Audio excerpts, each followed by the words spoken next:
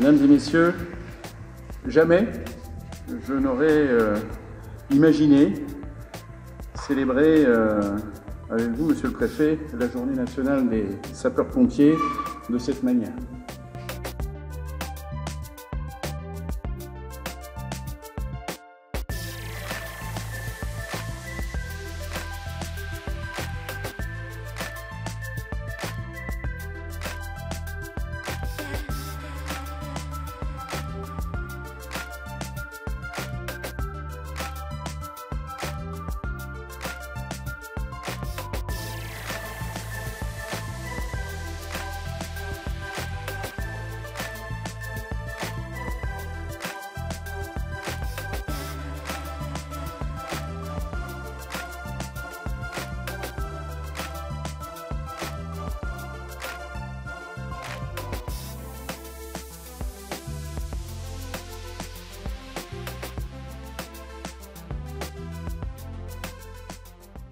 Sa formule est inédite, à l'image d'ailleurs de la période que nous vivons.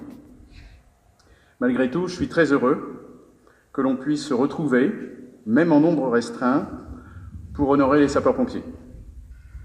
Je remercie à cet effet le commandant Sistar pour le protocole qui nous permette aujourd'hui, dans un contexte contraint, de rendre hommage aux sapeurs-pompiers morts en service et de saluer le courage et le dévouement de ces femmes et de ces hommes engagés chaque jour en intervention. Ils le méritent tous. Bien sûr, j'aurais aimé que le congrès de l'Union précède cette cérémonie, Monsieur le Président, comme c'est le cas depuis plusieurs années. J'aurais aimé que nous puissions chacun remettre des récompenses. C'est la tradition. J'aurais aimé que les centres puissent ouvrir leurs portes comme de coutume. Mais les circonstances liées à l'urgence sanitaire ne nous le permettent pas. Pour autant, elles ne nous interdisent pas de rendre hommage, de féliciter et de saluer le travail qui est fourni au quotidien par les sapeurs-pompiers de Seine-Maritime. Vous exercez un métier technique, un métier physique, qui a été rendu difficile dans le contexte épidémique qui est le nôtre.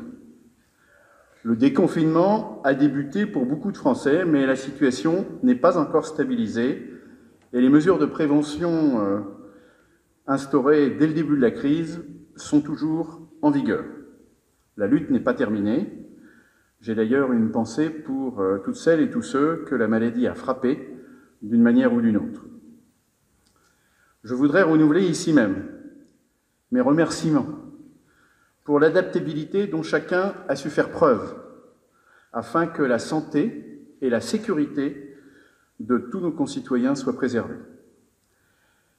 Une crise majeure a marqué ce premier semestre 2020 et l'avenir reste incertain.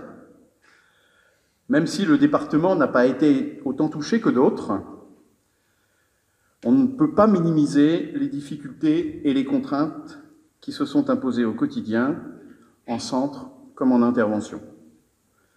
Les consignes ont été comprises, les consignes ont été suivies, je le sais, même si elles avaient un impact fort sur les habitudes de travail que vous avez. Je voudrais remercier également le travail de l'encadrement et de toutes les personnes qui en font partie, de près ou de loin, et tous ceux qui ont participé à la cellule de crise.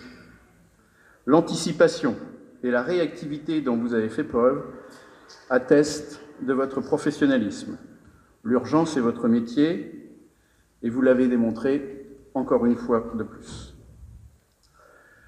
Je voudrais, avant de terminer, avoir un mot particulier pour les personnels administratifs, techniques et spécialisés du service. J'aimerais également que cette cérémonie vous rende hommage à vous aussi. Le service départemental, c'est 3 statuts. L'un d'eux ne porte pas l'uniforme et ne part pas en intervention. Pour autant, son travail est essentiel. La retenue qui vous caractérise, le plus souvent, vous honore. J'aimerais rappeler que vous êtes un élément fondamental dans la bonne distribution des secours. Vous avez été vous aussi impacté par cette crise, vous avez dû, vous aussi, vous adapter. Je tiens à le souligner et à tous vous remercier pour le travail de qualité qui a été produit. Le premier enseignement qu'on pourrait tirer de cette crise, c'est que, dans toute cette tourmente, vous avez su conserver deux vertus cardinales, le lien social et l'esprit solidaire. La solidarité. Je dois dire que le mot a pris tout son sens au sein de l'établissement durant cette période, et vous pouvez être fiers d'être restés unis et engagés. Cette force, le ciment de votre engagement au sein du SDIS, vous a permis de traverser la crise de manière admirable. Je veux aujourd'hui vous rendre hommage à vous toutes et à vous tous, collectivement, qui ont adhéré à cet esprit de solidarité et qui continueront, j'en suis sûr, dans ce même élan. Bravo à tous, vive les PATS, vive les sapeurs-pompiers de Seine-Maritime. Merci.